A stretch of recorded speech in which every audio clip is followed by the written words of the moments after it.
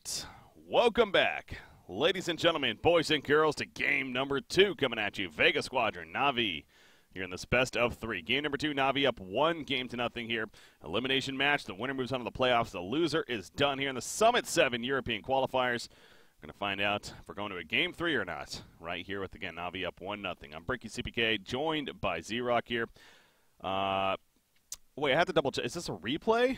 No, this is a live game here. This is Deja Vu, though, because we got the same things. There we go. There's a little bit of different. We have Disruptor second pick. All right. Just had to confuse you a little bit. Yeah. Make you wonder. I'm really glad NaVi keeps first banning this Terrorblade. Vega is one of like 3 teams I think that should be picking it pretty much every game. It's like them, OG, well, maybe just those 2. But anyway, it is first banned out, so putting Vega kind of in a spot where they can't fall back on comfort picks, and just the same bans on a NaVi, all of them here. And we see Vega mixing it up here, getting rid of the Coddle and the Clockwork, saying, try something new, NaVi. What do you got? Well, yeah, they are going to have to try something new indeed, and let's hope they got multiple dimensions to them, because that's those bans are going to force them to, as you're getting at now.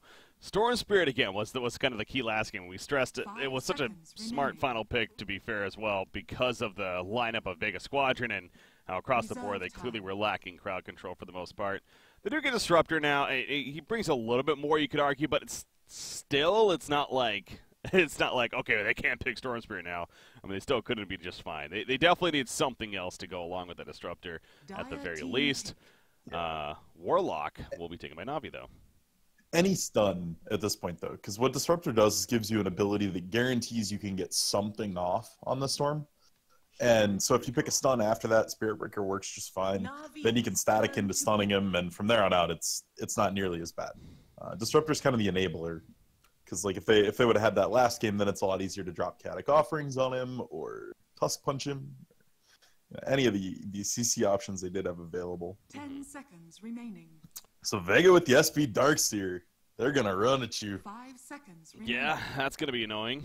It's NaVi definitely has their work cut out for them here. It's definitely a stressful combination to go up against. I mean, having the Shatter Word will be nice a little bit there, but it's that Ion Shell with the Spirit Breaker running at you, getting some bash procs even thrown in there. It's bound to be a tough time for NaVi. So how do they respond to that?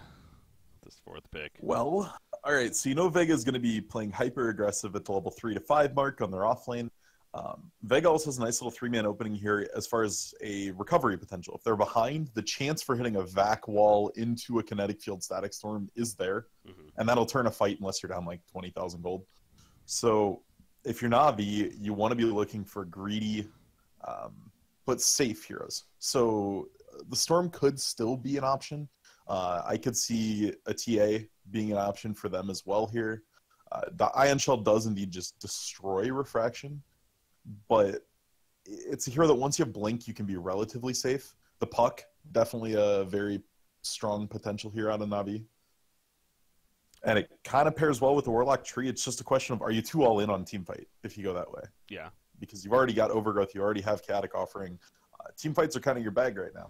And even though Vega's teamfight lineup looks pretty good, you can't fight into bonds. Like, you just can't. Every team that's tried has lost, and every team that's just, either avoided team fights or made them very chaotic in multiple front has just picked the Warlock apart. So the Nyx is good here, especially if they want to go an Invoker. Oh, yeah. We've seen the power of the Nyx Invoker combo and setting up Sunstrikes and just applying a ton of damage. Most notably, it was one of the China games last night I was watching as I was going to bed. They ran a Nyx Sand King with an Invoker in mid, and it demolished. They got a level 1 first blood off the back of Burrow into Impale into Sunstrike. So if I'm Vega, that's what this draft is screaming out to me. It's not necessarily like a signature Dendi hero, but come on. When you've played Pro Dota since the beginning, I feel like you have to pick up Invoker. I would hope Dendi's at least has the potential to play it. I mean, as you said, he's definitely one of these players that's been around forever. So I assume that his hero pool is pretty much anything that makes sense with the lineup here. Well, in pubs, I know he's played it a ton. He has like 600 games on it. Yeah. Yeah, okay, so he's played it in competitive, 118 games with a sub 50% win rate. Mm-hmm. It's the only hero he's played with that many games that has a negative win rate. Oof.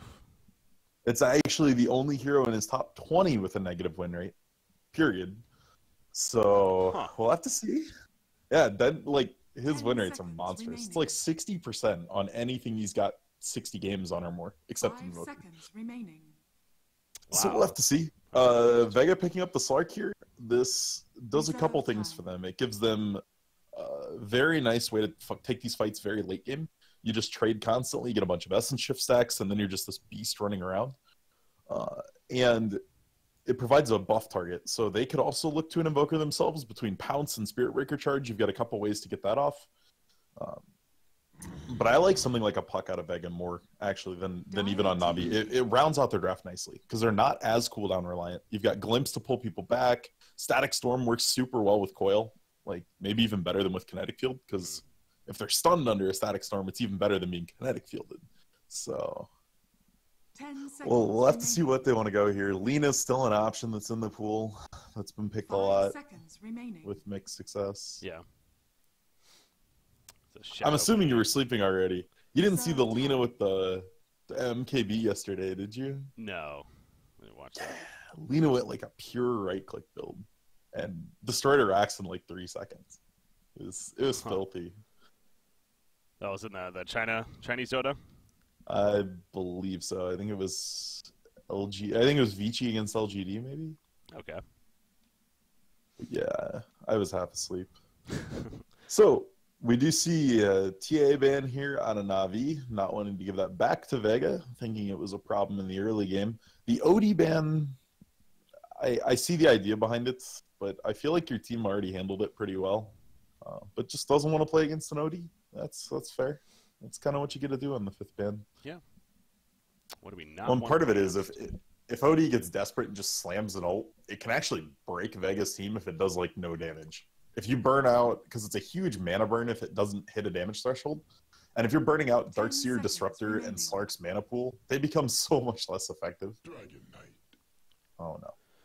DK's back. NaVi's turn to pick. I Dragon saw Knight. hints of this. I saw it a lot yesterday. NA ran it twice. China ran it twice. Just a super tanky hero that actually has tower sieging ability. So it gives them a safe option in the mid lane, something that can stand up to the tree. And are we going to see Dendy Timber?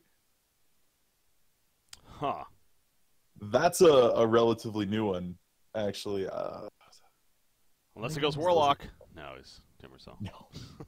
You're a couple years too late for that one. Huh. So that was an interesting finish. Dragon Knight into Timbersaw as the mid Yeah, options. Timber does fare very well into the DK matchup. Neither of them should die, like, ever. They both have a ton of armor, which means the massive damage out of tree right clicks are going to do way less. Spirit Breaker's ganks aren't going to do much. So after, like, level 3, it's going to be extremely hard to bring either of these mid laners down. And they're just going to have this little farming, fighting, do-nothing war in middle, right up until about the point Denny hits 5 or 10 6. seconds And that's the remaining. point it tips heavily in Timber's favor. Once you get up the 5 Chakram, seconds then remaining. all of a sudden you have the chance to catch and just do this insane amount of burst damage. Well, we get a fun finish there of the draft and setting up for an entertaining game number 2 here. Again, 1-0 lead in favor of NaVi. Trying to close it out and move on to the playoff stage here at the Summit 7 qualifiers for the European CIS region even. So get to see the towers and the still broken screen here. Yeah, and just to reiterate, guys, this is, this is the deciding series. Whoever wins this goes to playoffs. NaVi with the 1-0 lead after getting 2-0'd by Vega in the first round of this tournament. So, kind of a fighting back up through the losers bracket style here. Yeah. I mean, that happens even in a Swiss format. Right now, taking a look at the brackets real quickly as we're in the pause to start things off. Again, Alliance has already advanced on from Group B here. They're the ones that knocked down Vega Squadron in a best of 3 yesterday. And then we have Empire from Group B. So, going to at least be a couple of CIS teams, obviously with Empire already qualifying in one of these two. But the other one's going to be Mouse Sports versus Pro Dota, as we were talking about earlier. That'll be tomorrow, though. And again, right now it's scheduled to be 3 best of 3s tomorrow. as will it be Mouse Sports versus Pro Dota, and then it'll also be the beginning of the playoff stage, if I'm not mistaken. So it's yeah, and I believe it's going to be Empire versus the winner of this game. So if NaVi does compete in this Yes. and move on, it's going to be the two CIS teams in a grudge match starting things off, and then Alliance versus their winner is going to be the follow-up series. And I love Swiss style. I really do. This group stage format, the way where the winners play the winners, losers play the losers, and then you have a decider game. Yeah. The fact that we get to see something like this kind of storyline in a group stage is just awesome. You know, Vega coming out with a strong 2-0 to start it off, and then NaVi grinding their way back through. These are the kind of stories I like in these tournaments. Well, it's essentially so this isn't Swiss technically. This is GSL format. It's more the reverse. Swiss. It's four-man Swiss. If it was GSL, you'd just play everyone in your group, and then they'd seed you out of it. No. Honestly, they might be the same thing, but GSL format I've always known as it's basically like a mini bracket, it's a mini double elimination, kind of like what this is. Where Swiss is actually what we had at the Kiev, and where it's you don't play everyone technically, you just keep playing it, but you keep playing people that have your same record basically. So I guess, yeah, in a sense, it's also similar to, it's actually probably Swiss, referred to Swiss as well, to be fair. I think we're both right. Yeah, I think you're right. Yeah, well, I get what you mean here. Anyways. Yeah. But what I was going to say about that, yeah, we actually had this, see, this was just a different way to do it, though, because this was actually more similar to what the Boston Major was, with the group stages. Yeah. But the biggest problem with that was, so again, for an event like this where there's only 8 teams, and it's not nearly as, obviously it's still a big tournament, it's a $100,000 lane, but it's qualifiers for the regions. It's fine to have an event set up like this where the biggest criticism, though, of the Boston Major format was that they kind of almost like randomly shoved teams into each group. And it's like, well, how did they get there? Well, just because, it's like these imaginary seedings that kind of, set up for some teams to put them at a disadvantage earlier on. So, well, and since we're paused, we have some time to talk about this. And there's merits and downsides to every single structure. In a perfect world, Swiss with a full 16-team roster is probably the most fair way to do it, but it gets to lead to some weird matchups, and some people don't like that. But CSGO's GSL seeding system, I think, is really solid, where they take their Legends teams, basically anyone that placed high enough in the last major, and those guys go into a pool where they're randomly drawn, and then they do tiered qualifiers. So basically the people that qualified in the first set of tiers are in one pool, and they draw out of those. And then the last chance tier are in their own pool, and they draw out of those, and those build your groups. And yeah. I think that's a better way to do it. That's what the World Cup does, I'm pretty sure. Like that's what these big traditional sports tournaments even do. I believe it's very similar, if not that kind of format as well. So, yeah, the idea of actually a drawing stage, like broadcasting a drawing stage, I feel like would be so fun, right? Like that would actually be really cool if one of these majors especially was to do something along those lines. But that would be really cool to see. And the other thing I'd like to see, if we ever got to that point of stability, would be like if teams actually got secure and had these big sponsor deals, and your livelihood is made more on like a franchise style versus a did you win this tournament style. I would love like a yearly draft season where you have a week where it's drafts open and all the unsigned players get announced, and there's this big signing, and rather than the let's update Reddit furiously after every major. Wow, Slayer got it. Yeah, that was well played by Sima Sima. ended up getting the charge in. That was sick. Perfect timing right there. Yeah, no, that's the discussion we could definitely save for another time, and maybe on a certain podcast show that I do. I'm just saying. Top pro. Oh, do you want me as a repeat guest on that? That's I don't know. That's actually awkward because I don't. So yeah, maybe I could talk with somebody else about it. No. All right, back to this game though. We got game number 2 again. So NaVi versus Vega, as it suggests at the top here. Even it's a 1-0 lead for NaVi. Let's talk about the lane situation here. So we've got an aggro trail in on NaVi. Benefit of aggro tries, you put a ton of pressure on Slark, who is an awful laner pre-6, and you stop their supports from roaming. This is going to keep the Spirit Breaker pinned in the top lane for most of the early game here, taking a lot of pressure off of potential roams down on Dundee. The trade-off on this is General is going to be stuck in the spot lane.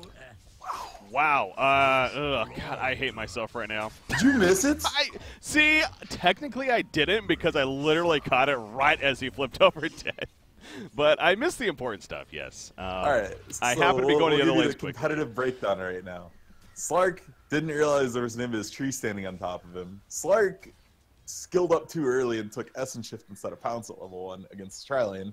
Slark fell over and died because he had no movement skill. Pretty much the entire extent of that engagement. Yeah, you're right. Going S and shift, I mean, obviously if he's just having a free farm lane, if this was going to be the Nyx assassin up here as he probably expected, then that makes sense. But yeah, not sitting on that skill point, that's one of those small things that you could suggest. That's definitely a mistake there. Yeah, and it bites him bad here because now the Slark's got to get to 2 still, which he's going to do on this creep wave. But then he's probably going to take Pounce. And if you take Pounce, then you can't purge off the stun, you can't purge off Shadow Word. So he's going to be vulnerable here for another minute or 2. Yeah. Well, that's an unfortunate start, to say the least, for Vega Squadron, but obviously that's where NaVi and their decision to go aggressive trial lane definitely pays off already, so well played there. How about this matchup, though? Middle lane again. You talked about we got Timbersaw versus DK. Not often we're going to say that, but Timbersaw perhaps has the advantage here. It is a really interesting matchup at the theory level. It is one of the most boring matchups in practice. Dendy's probably not even going to get Timber Chains until like level 7, level 8. So we're going to watch them just farm, and Dendy's going to queue every now and then, G's going to queue every now and then, and that's about it. So keep the camera at the top lane like I should have been doing from the beginning. That's what you're saying, yeah. All right. Yeah, because bot lane shouldn't do anything either. Nyx is going to get a point or 2 in mana burn. Just mana burn the Darkseer over and over. Those 2 lanes should be entirely stagnant until like level 6. Ooh, Kinetic Field going to keep the bash chance away from Tree Protector with that Nature's Guys. Running him down. Yeah. And I like this item build here from Snako. He got a bunch of gold early on, and instead of getting boots, which would have let him run at stuff harder, he goes a Poor Man's. His armor is so bad that Poor Man's lets you take some hits without just losing all your HP on Tree. Yeah, that is interesting, actually. Not often you see that on a Tree Protector right off the bat, but has that with the Orb of Venom now, so he's definitely quite the harasser here. Speaking of that, Spear Breaker. He's not in a good spot right now, though. Yeah, Poor Man's Shield bulks him up, but if he's going to run into 3 heroes, I don't know if he's going to be able to survive through it. He's definitely going to be taking too much pressure, and he will go down. Dark Pact is picked up now by Slark here as he hits level 3. And to help keep him alive and also maybe get some kills in the end. But yeah, Tree Protector, just as we're getting at, he's tanky, and it's a good build. He probably felt a little too tanky there. Yeah, I think he thought he was invis when he was looking over at Spirit Breaker. Like, he was near the tree line for a while, but he moved slightly out, which reset the timer. And, yeah, just got caught. Yeah. What else is there to say? Unfortunate turn of events for him. Dendy, he sees the invis rune top. He's going to come back mid and doesn't want to miss any CS, but he knows he's in position to pick that up when he wants to with that bottle of his. I will say General's playing this bot lane insanely well. Like, Darkseer should be 10 CS ahead by now. Is actually like 5 down. And it's strictly because of how well General's managing his mana pool, making sure he finds Darkseer, and not letting Darkseer run up with Ion Shells. So, nicely done from him. It's going to be a nice little gold lead for Nyx that NaVi probably wasn't expecting. Oh, Pycat, also know he's definitely hitting creeps like a boss here, and that's showing off. 23-5. Slark, though, he's keeping up. He's 21-2. He did get a little bit of the jungle there, but still, overall, doing solid. But yeah, see these rotations coming out. You got Spirit Breaker all the way to the bottom lane now. Speaking of that Nyx success, they want to keep that in check. And top lane, Disruptor's going to port back in, but now it is a 3 versus 2 in favor of NaVi here.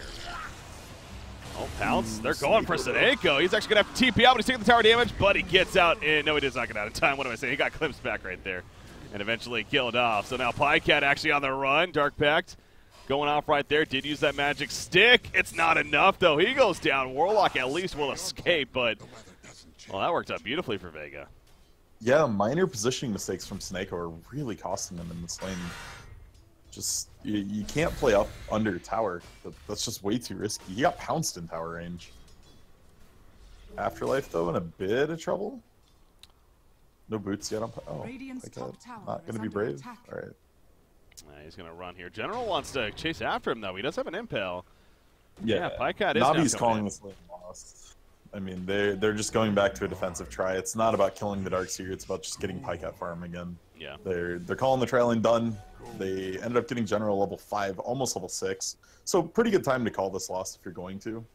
He can go ahead and roam around with Vendetta very shortly, and that's going to be a potential kill on anybody except G. It's going to take like 4 heroes to kill G in the mid lane. Wow, another Dragon form activated by DK. He's just simply using it to farm and harass with. So he's gonna have to be careful though with the Nyx Assassin being here now though, but Timbersaw, level 3 reactive armor, so he's not feeling too scared. 4-man Jail Bottle has a very far worse case. Yeah, he did opt for 1 point in Timber Chain, which is not super common on mid Timbers, but wanted the mobility and the little bit of extra burst when he hits 6. So we'll give him a little more flexibility there at the cost of some Q damage. Timbersaw, yes, comes the charge Top lane, actually. top lane. Well, I'm watching Timbersaw actually. He's also in a lot of trouble right here. Stun comes out from TK and Timbersaw will fall top lane. It's... Ooh, Nyx was Vendetta on Okay. top of Slark and wanted to go. Never actually pulled the trigger, but...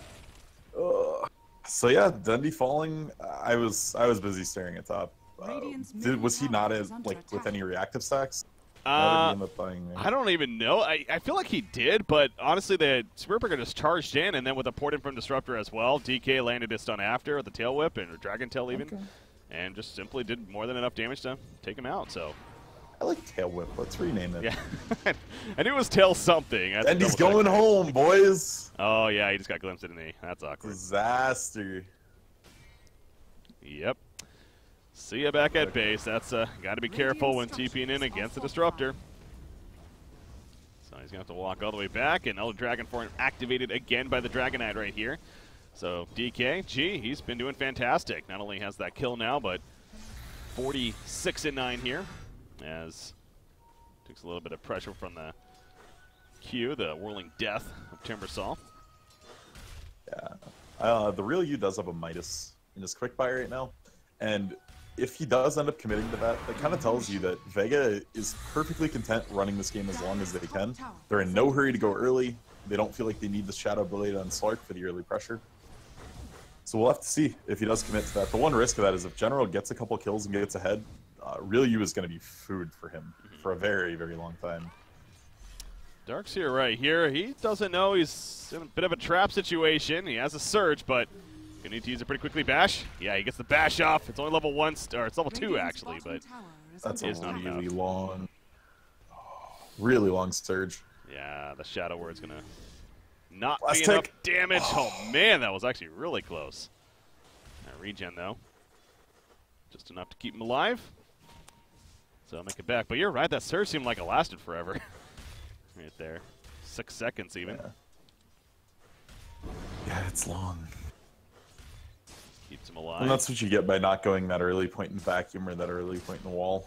You just get a lot more flexibility in it for yourself, where you really should never die. It'd take a pretty big misstep. Yeah. Dundee on the roam, looking to go top lane, try to kill Silent here. I don't think he's gonna see him. Yeah. Oh. Yeah, they had the ward middle too to see him running up towards that way if anything. So it's clearly a rotation, and Silent's just like, yeah, I'm not going to stick around. No point. I'll take that as tribute. So Timbersaw wasting a little bit of time here, unfortunately. But General, he has Vendetta. He's almost kind of using Timbersaw as bait here. He needs to find a kill with this Vendetta. He got a ton of gold early game, has Arcanes in 1,000. He needs to get to the 2K mark and then decide when he wants to go. Whether it's going to be Blink or Force or Dagon or even a Midas. But he needs one kill somewhere. Oh, he can't quite get into those trees without being seen. If Dundee caught him, he could. Poured out there, so he's fine. Yeah, I was going to say, if he cut them, but at the same time, if you're Spirit Breaker, it's like, what? What are you doing now? Well, you could just throw a Chakram, like, top right and say, did you juke up here? And, yeah, oops, I missed. The smoke, though, from Silent might get popped from General here. He saw it. He just didn't quite get in range to pop it. So it was called out. We'll see if NaVi be careful. English is hard. Careful. Middle lane. Slark needed to be careful. Unfortunately, not careful enough. He gets taken out. Static Storm not really doing the most, though, because Kinetic Field was late from Silence. He glimpsed him back in, but that was just a desperate move on his part at that point. Trying to, make up a little bit at least. But nice find by General there. Exactly what he needs. Because, the Midas looks like it's going to come online around 12 to 13 minutes now, which, if he didn't find that kill, you're looking at 16, 17. And that's really bad. Yeah. Darkseer continues to work through the jungle here of the Radiant side. is in a position to maybe set up a flank of sorts in the middle lane, but he's more concerned about farm right now. Getting that mech finished, of course. Going to be found by Treant Protector, though. Treant is level 6, did not get his overgrowth just yet, though. He's maxing out the living armor currently. Yeah, very, very interesting to totally skip overgrowth. Huh. You got Juggernaut now moving to the middle lane, though, so Navi wants to make a push. Oh, he wants an Omni Slash. He's not going to get it, though, I don't think.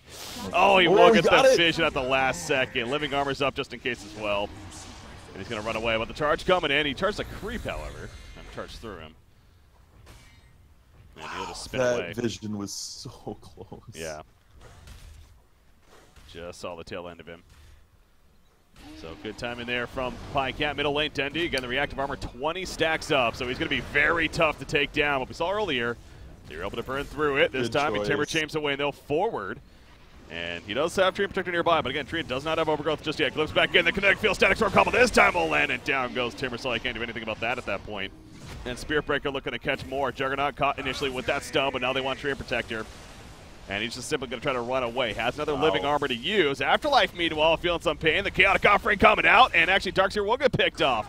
So they lose Treant. No, Treant Protector actually stays alive. Now he's assisting for more kills. As the Fatal Bond's also spreading some nice damage. They take out Disruptor as well. Spirit Breaker going back in. Trying to maybe save DK if anything. And looks like he may end up doing that. DK's going in himself, though. And that's a very greedy move because now if he dies too, that's all for now for the Spirit Breaker. Gee, he is in trouble. Vendetta going in from General. They're going to find him right here. Impel in 3 seconds. 21 armor. Yeah, you're right. He is a little too tanky. So they're going to back it off, but still a successful fight for NaVi. Yeah, the DK is just borderline unkillable. If he turns Armlet on, he goes to almost 2,000 health and like 27 armor or something stupid. Their damage just is not there to kill him yet, and it's going to be a long time before that is. It's kind of the same situation as we saw with Dendi. It took 4 to kill Dendi. It's going to take 4 to kill G. And you see Dendi, speaking of him, pushing out the bottom lane here. He does have Spirit Breaker and Darkseer nearby. But this time, Treant Protector again also here.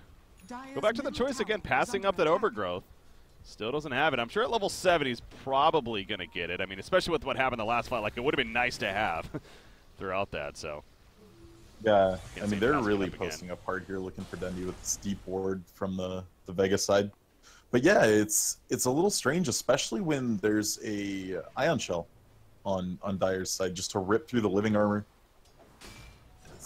And Dark Pact, honestly. I mean, there's multiple ways just to strip the armor off. So to commit extra points on that instead of overgrowth, I don't want to say questionable, but it's strange. Top lane, DK. Doesn't have his old dragon form here. He's just going to have to run the mana burn, preventing that Omni Slash even coming out. Really want this kill. He's still very tanky. The armlet toggle. He's going to use it once again. The surge comes out. What a play by G to ultimately survive right there. And I mean, I know his hero in general is pretty bulky, but man, that was some good avoiding there eventually to buy the time for the support to come in. The glimpse back. No, the spin though from Juggernaut will prevent it. And he's going to be fine here. The Bond Screams. Oh, you're right. Yeah, they're all bonds up, but. It would have been a luck thing. Like, the armlet toggle would have had to come when you're hitting them, but the potential was there, and you weren't going to die. Well, they play the safe route. Didn't know for sure. I said it was going to take 4 to kill G. That was 3 with an Omni Slash. So the guy's just insanely tanky. And the amazing toggle there for the Omni Slash. If you toggle armlet on when burst damage is coming through, you're essentially taking only the armlet drain from it. Because you're gaining the health right away, and then it's gone anyway. Bottom lane, don't think they're going to get a kill out of this, but just going to say hello and allow G to pick up more farm. Again, that armlet first item pickup, and now he's going the shadow play. We don't get to see DK too often, but would you say this is a bit of a traditional build here? Yeah, this is pretty standard. The deviations from this that you could see, Deso if you really need to push early, Blink if you're lacking initiation, but Shadowblade's pretty much the standard. Dire's middle tower is under attack. Well, again, has a shadow amulet, so almost there. As far as G in that build, he's going to be seen rotating in by the Vendetta Nyx Assassin. He pops the other dragon form. Going to get more support here, though, so possible fight going to be breaking out. Iron Shell applied to Dragonite. No vacuum yet for Darkseer, though. That's kind of key as well. He has the wall, but doesn't have a way to kind of bring them in here. Yeah, taking the cast range over getting the point in vacuum is very Interesting. See some odd choices. And Trant does not get his overgrowth again. He's hits level 7, so he maxes out the living armor. We are seeing some curious decisions. Kinetic Field, Static Storm will catch Nick's Assassin and kind of zoning out the rest. Chaotic offering, though, in the backlines. The Fiddle Pods is put out. Pycat, though, can't really get close enough to the DK. Instead, he'll go for the Spear Breaker. Off to the side. Spear Breaker should be able to take down right here. And yes, he will go down to the Fiddle Bonds. Again, spreading some damage. Danny's not done just yet. Just like last game on the Storm Spirit. He wants to go in still, but actually will be glimpsed back right there. And that'll be the end of it. So, easy tower kill as well. General's hunting. He wants the Slark. Again. Oh, yeah, Haster, jeez. Yeah, I can't imagine your risk going for that, though. Slark knows if you're hunting him, because all of a sudden the Shadow Dance will go away for no reason. Yep, there we go. So, yep. Either they got a ward, or, yeah, you see him ping right there. Yeah. It's probably the Nyx. So whenever there's not an invis hero, that ping means throw a sentry here. I'm going to be very upset with you. But against an invis, it's a lot more difficult. You never know if it's necessarily Nyx hunting you. But he can be reasonably sure. Had just pathed over that area and it didn't go away. So we're kind of seeing what happens, though, with the Midas pickup here on Darkseer, or on Slark, because he was totally unable to join in that fight. Knew he wasn't going to do anything super productive, and just said, I got to get Shadowblade, guys. I can't do anything yet. That is a downside of going that first out of Midas here, but the real you, just like the DK, though, just about has that Shadowblade now, so they're going to have a couple here and definitely be much more combat ready once both of those come out, let alone the one for Dragon Knight, which is just about finished. And a Blink, however, just picked up by Nick. So, yeah, speaking of his hand of Midas earlier on, he is definitely making use of his farm. Bottom lane, though. Pycat, they're charging him. 3 more are here ready to assist. The Living Armor's already put up, though, and he's falling back. He has plenty of support nearby. Now Treant Protector does have overgrowth. Is he in range? Yes, he is in range. He'll use it right there. That had to be max. And Spirit Breaker, though, he's like, all right, another strike and go away. Can he get away is a question, though. Impale lands on both. Not the easiest time to land, but he does a good job of it right there. Static Storm zoning them out, though. It does catch a Juggernaut. No, it catches Treant Protector, actually, with the Kinetic Field. The wall's put down as well, but they're just going to walk around it, actually.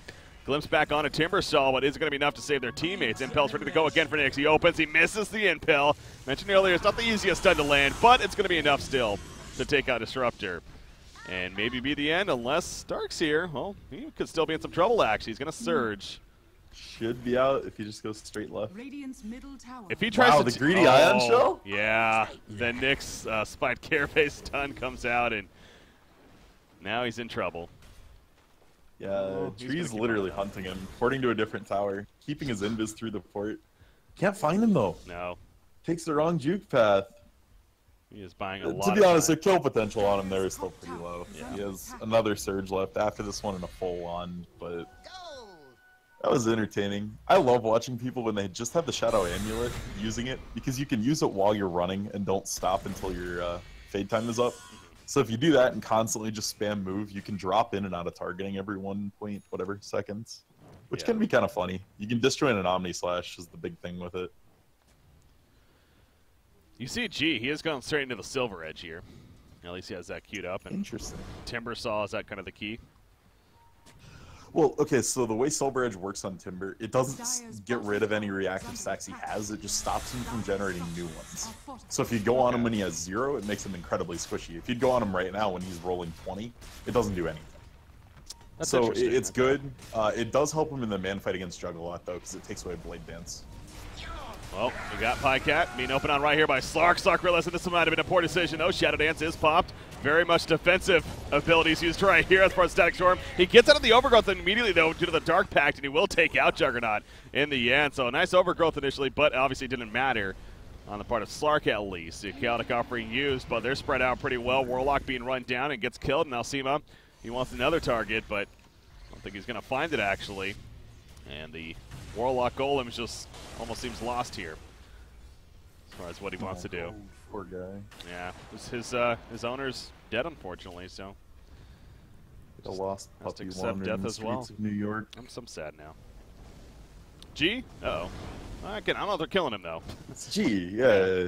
I mean, and the question is going to be, when can they kill him? because Timber does great damage to him, especially if he procs a Q next to a tree, gets the pure damage and the strength stat loss, but General's in trouble here. There's a gem on Slark already. It was bought immediately after the Shadow Blade came out. Ooh, but General's going to live, and that's going to be so frustrating if you're Vega Squadron here. Now Timbersaw going in.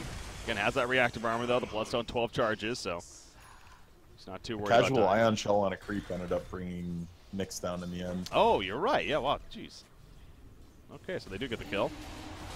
Yep. That was a huge charge from Sima. Stopped the Dendi mid-Timber chains. The Dendi. But yeah, ended up making it so Slark was fairly easy to get out there, and then 10 seconds later is full health. So, well played from Sima here. Definitely making some big plays on the Spirit Breaker. Yeah. Just being this disruptive force in team fights. And I gotta say, this Timber pick has felt very, very underwhelming. For being a last pick and kind of your counter to their lineup, he just hasn't had any pop. Yeah, it's definitely, I mean, 1, 2, and 1, that kind of reflects it right there, right? You know, it maybe we're thinking too much because of how he did last game on the Storage Spirit and how he just took over, but it's a fair point to make that, yeah, Timbersaw as a hero, though, hasn't necessarily been the biggest threat, it feels like, in these fights. So, sure, in the laning phase, he definitely did very well, but even with that, you know, he did die earlier on, which was a little bit of a surprise. So, yeah, not nearly as strong of a game this time around from Dendi and the Timbersaw, and that's definitely hurting Navi's chances here. As Juggernaut, again, Pycat, he is, once again, just like last game, doing pretty well. He's got the Manta style, and he's up there on net worth, but he's going up against the DK and the Slark, who are both doing that much better. And Slark also finished his own Silver Edge here already.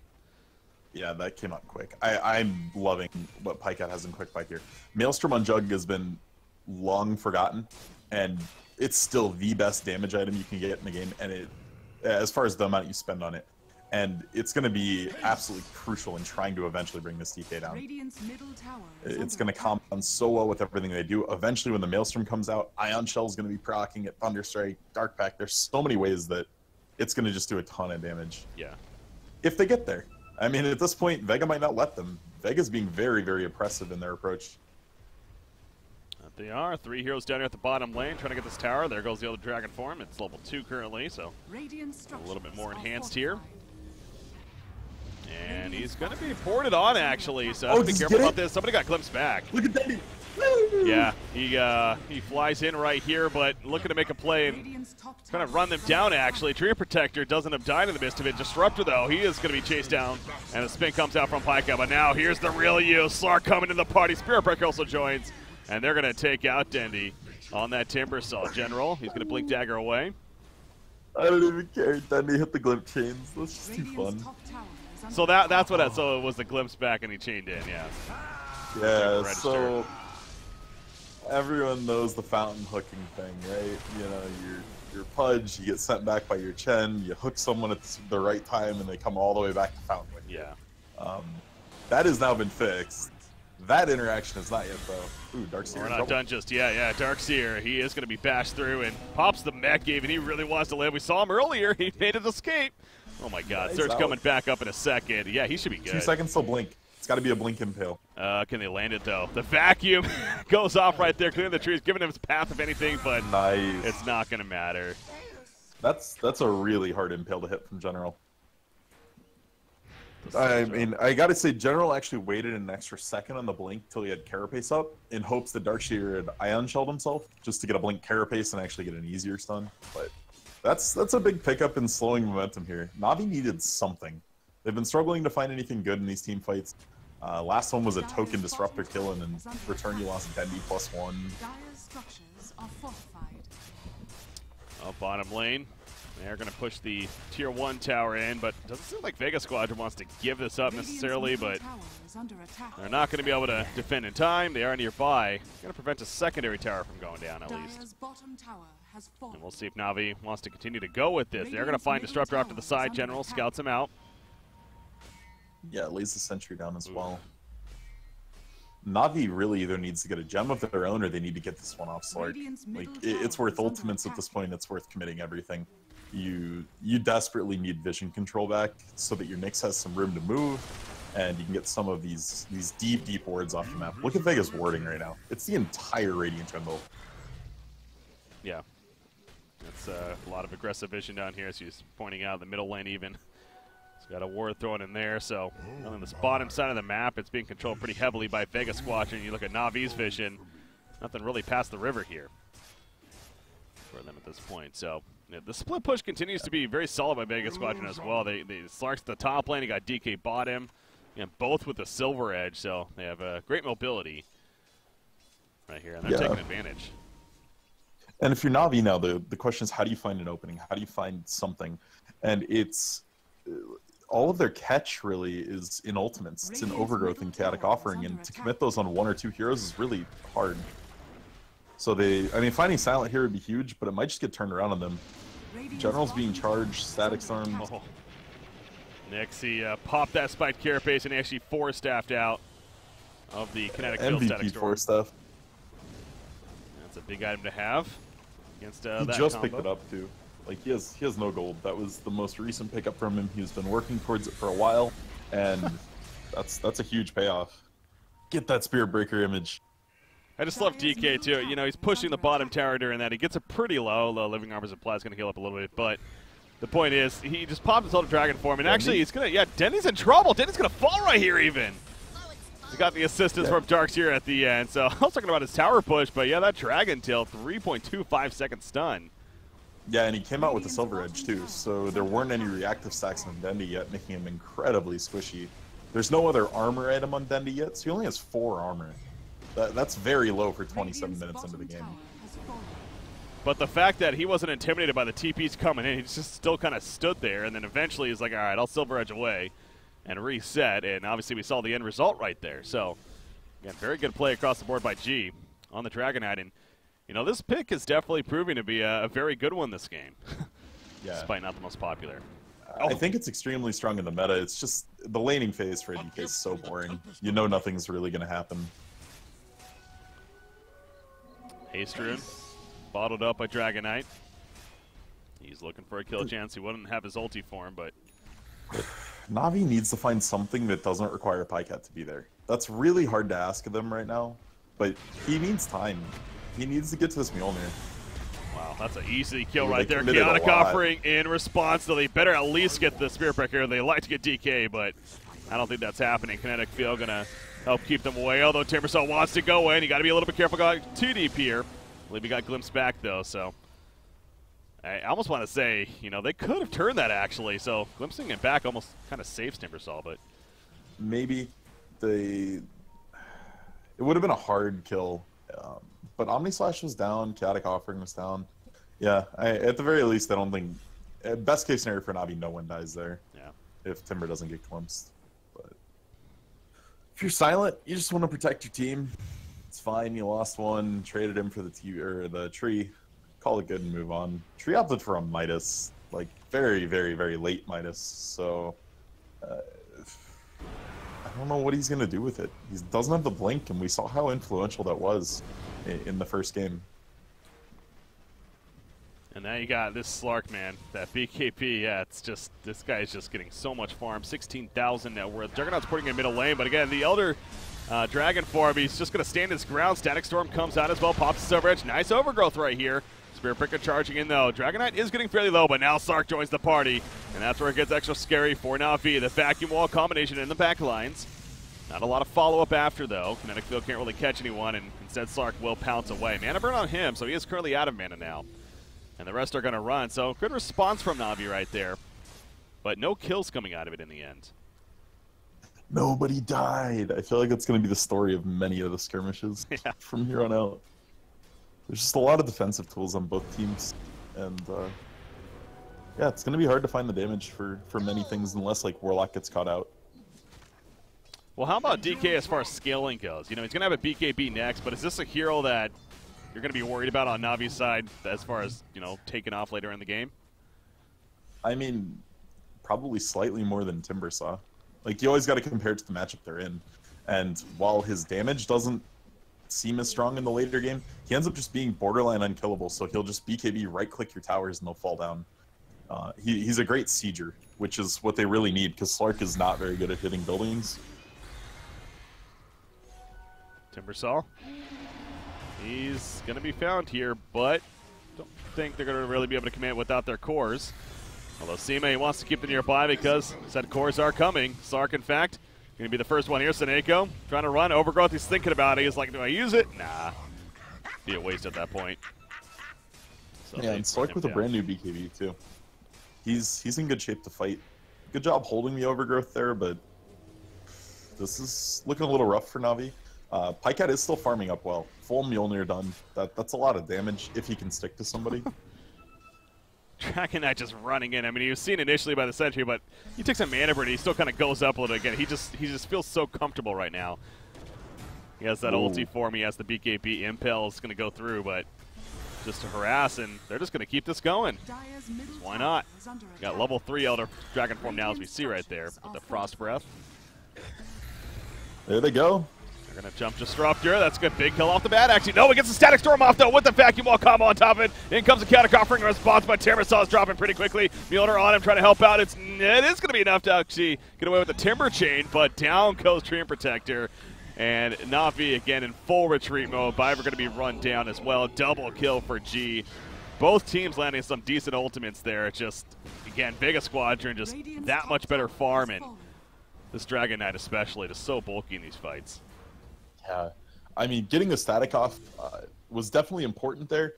Most of the core abilities had gotten off by Navi already, but it just put a ton of pressure on Dendi, making him back out right away. And without Dendi kind of having free reign to throw spells in, they definitely don't have the damage on Navi to take any fight right now. Gonna pop a Shrine. No Roshan being done just yet, but something tells me that's going to be on the menu here soon, at least for Vega Squadron. And it seems like that's going to be the option right now. Seems good. Why not? AC is queued up for DK. Obviously going to be a great item to have. Lincoln's picked up on Slark. This it was reminiscent. We saw, what was it, a Shadow Fiend yesterday, I want to say, in the Alliance series. Yeah, Alliance Limp played it, where he went just all out defensive items. It proved to be the great choice, but it's just, we kind of see that similar here on Slark. You know, the Lincolns, the BKB, Silver Edge, sure, more offensive in a sense, but well, he knows the sustained damage isn't there for Navi right now. Yeah. And he's getting forced out of fights still, and he's tanky. Pycat is getting locked down left and right. Overgrowth finally comes out, but this BKB of Slark he's still running after. Don't get any kills just yet, but they're going to get one on Treant and probably another on Nyx. There we go. I mean, so they saved the main target in Pycat, but two supports essentially going down, and they were doing Rosha, but they're like, hey, we're at a tower. Let's go ahead and push that instead. Almost getting distracted of sorts. Yeah. They'll take it. Like, Pycat needs, like, Butterfly, Scotty to even be relevant at this point. Going Diffusal just so he can stick to people. It's the budget version of Scotty at this stage in the game for him. He's just really struggling to be productive in these fights. And there's and the Roshan. I gotta appreciate, I love the way that Vega is tempoing this game out. They got the lead on DK, and they're really pushing it.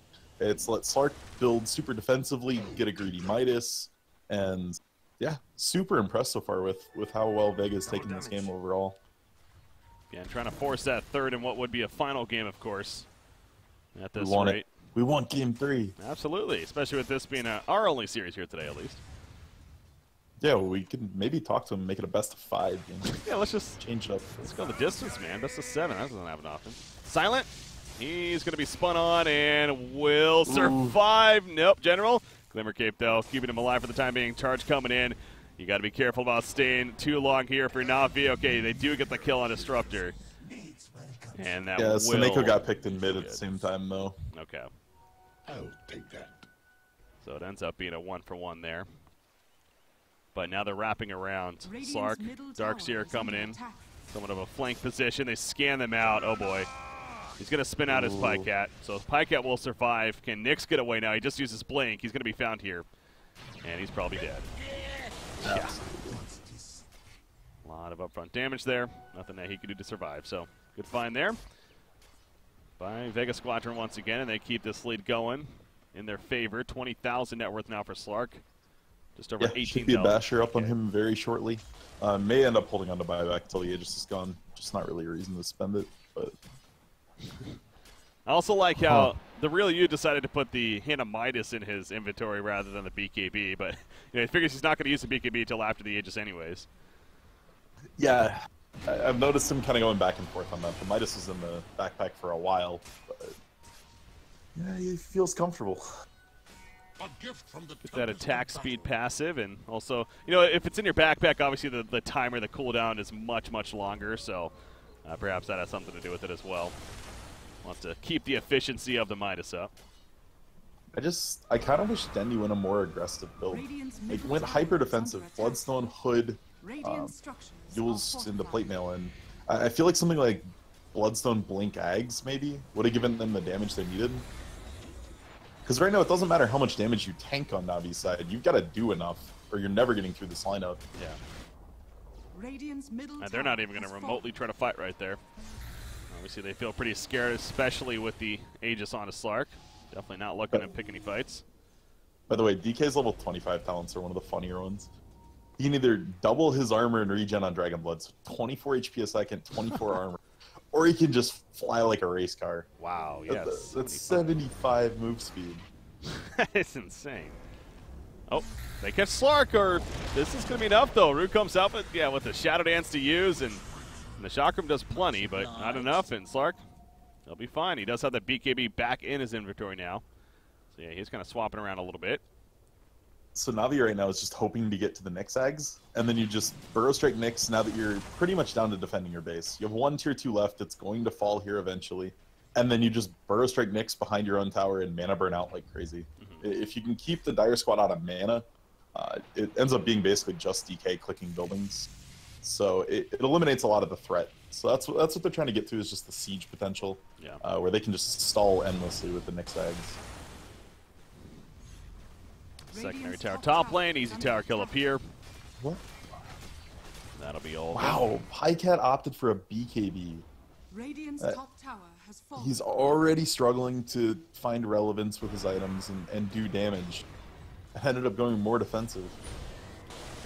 Yeah, as far as just damage output as a team here on this Radiant side, it does feel lacking overall, and that's, you know, ideally it kind of will help because, again, the mobility that he'll have as a result of having the BKB up, but as you're pointing out, I don't know if it's necessarily the actual answer of what they truly needed here. He still has that Diffusal not queued up also to follow. That'll be a damage enhancement for sure, but hell, you have Slark, he's working on a Moon Shard at this point. Yeah, he's just huge. The world is his oyster right now. Completely skipping the Basher even. That's how comfortable he feels.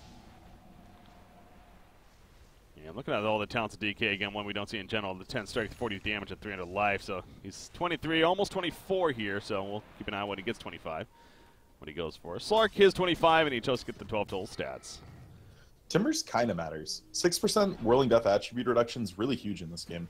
It brings the Whirling Death up to 21% primary attribute loss. And for these big, bulky strength heroes like the DK and Spirit Breaker can really matter. Seema, he's found up here. He's going to charge on through. Trying to make his escape, actually. And unless they commit a Chaotic Offering, yeah, not doing that. So he's just going to fly on by, and he'll survive. And the game of avoiding one another will continue, really. So Aegis, again, has been reclaimed by now. So Slark, though, he has the Moon Shard actually in his inventory currently. Now he's going to go for that Basher next in line. They catch Nyx Assassin at the bottom lane, meanwhile, and he's going to die pretty quickly. And he's staying dead for 50 seconds. TP, that's going to be canceled as Slark turned his attention to it. That wasn't Juggernaut, was it? No, he still has his.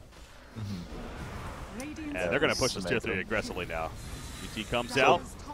No overgrowth, no Nyx stun. This is rough. Oh, Timbersol is caught too. Can't even deny himself, unfortunately. He does have a buyback, though. Easy immediately. Chaotic Offering coming out. Omni Slash bouncing around. Pycat trying to do the damage needed with that BKP up, but again, it just doesn't matter. Still, the lockdown comes through from Seema the Slayer, and down goes Juggernaut. He has a buyback, choosing not to use it yet. He finally will now, is realizing, yeah, I can't give up 2 sets of racks right here for free. The first one going down, though, but this Elder Dragon form has still got a bit left on it. And they'll take the tier 3 middle and fall back from there. They got the buybacks they were looking for. Oh, he's going to go back in, actually. He's going right back into the Juggernaut, and Juggernaut immediately has to spin away. Why not? He has plus 72 agility right now in Slark. He's hitting like a truck. Oh, the 24th shift. Yeah, that is adding up. That's true. If you're Vega Squadron, yeah, they want to go back in for sure now with the Knicks pickoff right there. The vacuum coming out, pulling back in several. Trian is going to feel the worst end of that as he goes down, but I feel like that's the game two. We're going to game three more than likely, unless NaVi some way, somehow can get a miracle hold right here of sorts. I feel like the real use hit so many people in this fight, and he's at 36 shift stacks. I'm just wondering how that guy in the Kiev game got to 83. Somebody got 83? Holy crap. Yeah, it was a troll and a Slark just beating on each other in a Roche pit for like 40 seconds, and no one else touching him. Yeah, he's up to Slark 52. ended up Slark ended up barely creeping out the win, and then just basically throwing them off of it because he was doing so much damage. Well, that is official. Vega Squadron will take game number two, and we are going to a third and final game. As spectators, obviously, we can appreciate that, so looking forward to a fun finish right here. But I'm with you. As far as, like, you kind of compare the games, as far as a more impressive victory, I think Vega Squadron had the more impressive victory so far going into game number three.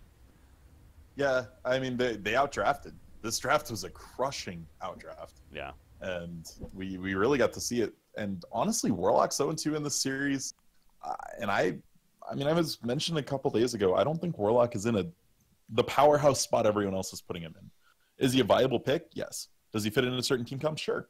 But all these teams that are picking him up early on, it just seems like teams are learning to play against it better and really nullifying the effectiveness. Yeah.